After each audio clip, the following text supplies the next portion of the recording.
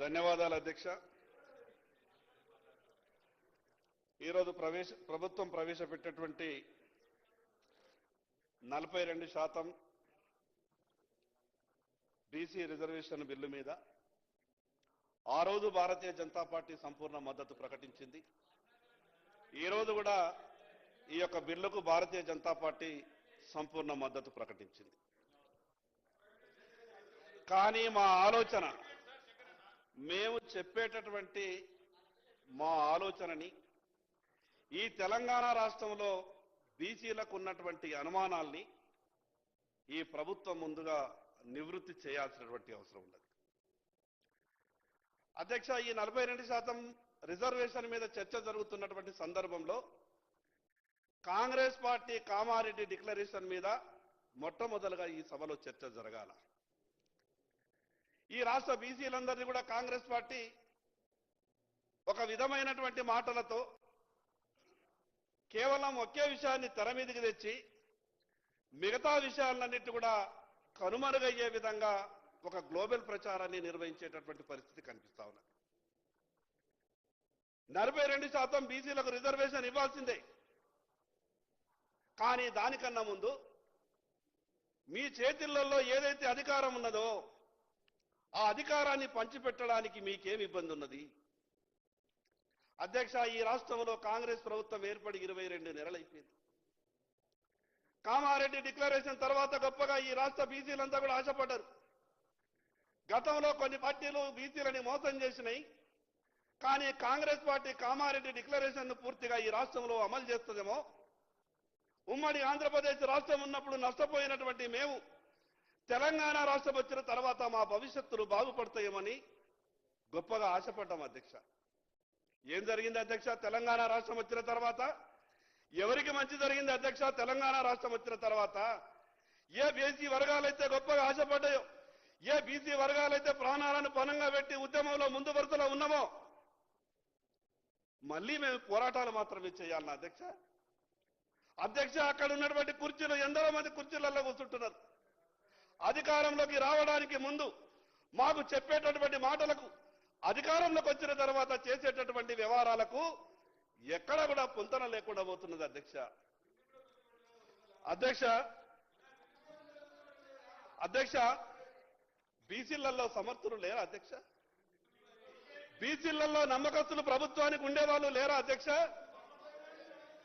అధ్యక్ష, ఈ రాష్ట్రంలో దాదాపు 53-54% ఉన్నటువంటి బీసీలలో ప్రభుత్వంలో ఉన్నటువంటి పెద్దలు మీరొక్కసారి గుండె మీద చేసుకొని ఆలోచించండి. మీ మంత్రివర్గంలో ఉన్నటువంటి సంఖ్య ఎంత బీసీలది? మీరిచ్చినటువంటి కార్పొరేషన్లలో కూడా నా సోదరుడు మేము కూడా ఊహించుకున్నాం అధ్యక్ష. ఖచ్చితంగా బీసీల పట్ల మేము ఏదైతే తపనతో ప్రయత్నం చేస్తా ఉన్నామో, నేను కూడా అనుకున్నా అధ్యక్ష, మా సోదరునికి ముందల స్థానం దొరుకుతుందేమో అని చాలా ఆశపడ్డా అధ్యక్ష. మంచి మాటకారి, సమర్థుడు, చాలా కష్టాలు కిందికించి రాజకీయాన్ని చూసినోడు. ఆ స్థానం దొరికితే భవిష్యత్తు బాగుంటుందేమో అనగా అధ్యక్ష.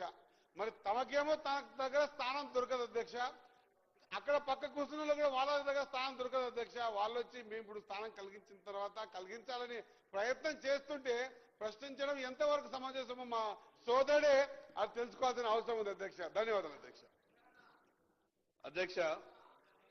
అధ్యక్ష, నేను శ్రీయర్ అన్నకు మంత్రి పదవి వచ్చా అంటే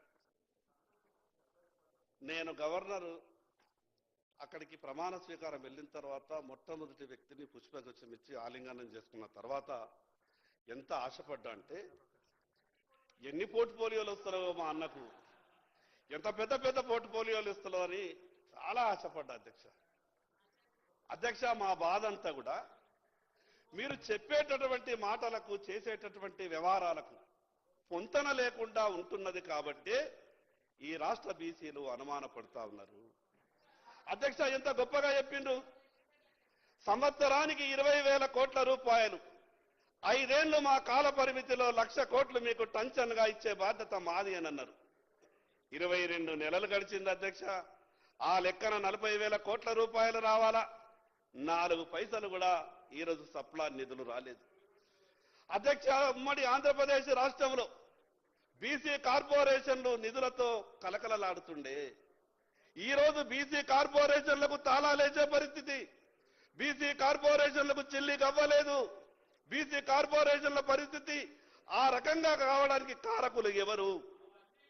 అధ్యక్ష, ఈ రోజు తెలంగాణ రాష్ట్ర బీసీలు మీకు అధికారాన్ని కట్టబెట్టింది అధ్యక్ష. ఈరోజు బీసీలని మీకు మద్దతు ఇవ్వకుంటే ఈరోజు కాంగ్రెస్ పార్టీ అధికారంలోకి వచ్చేదా? ఓట్లేసేటప్పుడు బీసీలు కావాలా, మీకు సీట్లు రావడానికి బీసీలు కావాలా. కానీ ఈ రాష్ట్ర మంత్రివర్గంలో మాకు అవకాశాలు ఉన్నాయి. పోనీ మంత్రివర్గం అయిపోయింది. దాని తర్వాత కూడా ఈ రాష్ట్రంలో కార్పొరేషన్లకు చైర్మన్ లేచారు. దానికి కూడా పనికిరామ అధ్యక్ష మేము. పోనీ కార్పొరేషన్లకు చైర్మన్ లేచారు, నిన్న లేక మొన్న ఆర్టీఐకి కమిషనర్ లేచారు.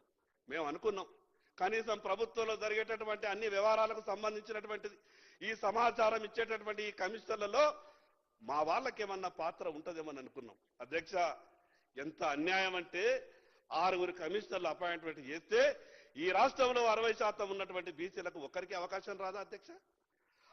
మేము డీజీపీలుగా వనికిరాం, మేము చీఫ్ సెక్రటరీలుగా వనికిరాం, మేము అన్ని శాఖలలో ప్రధాన కార్యదర్శులుగా వనికిరాం. దేనికి వనికిస్తాం అధ్యక్ష? మేము కేవలం ఓట్లు వేయడానికి మాత్రమేనా? ప్రభుత్వాలు రావడానికి మాత్రమేనా? అధ్యక్ష,